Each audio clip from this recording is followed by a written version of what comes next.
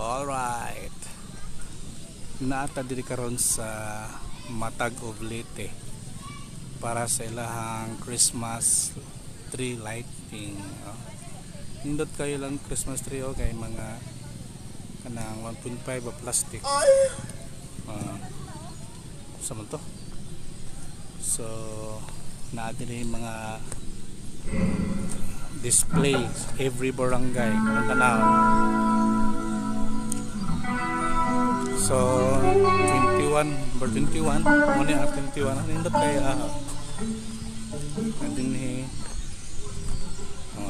landscape dito. Ada may tukar karon ang The Ray Band.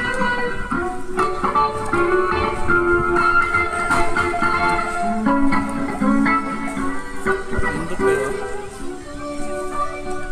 Nanadiri ang sapatos ni Imelda. Sapatos ni Imelda. Daw kayo. Yan ay playground sa mga bata diri sa Matag-Ob. Ano mapalit naman na siya. Pero ang kita kwarta.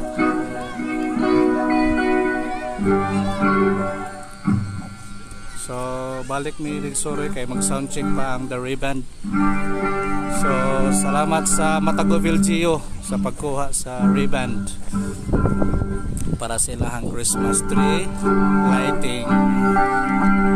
Alright.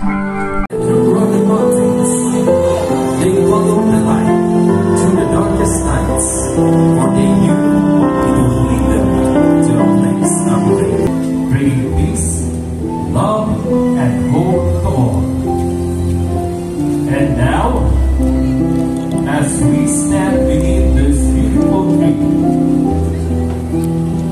let us remember and make the spirit of Christmas guide us all as the star guided the three kings to bring joy and love to the world. With this, we light our Christmas tree, carrying the light of the season into the hearts of all who see it.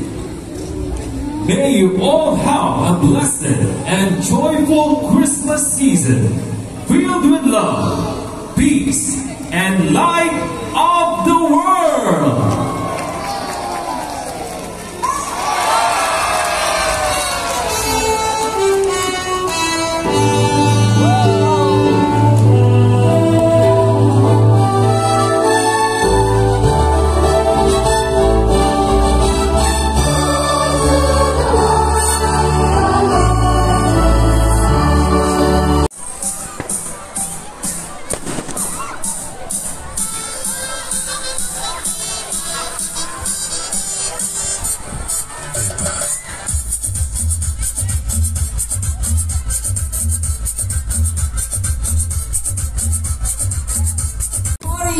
Come on.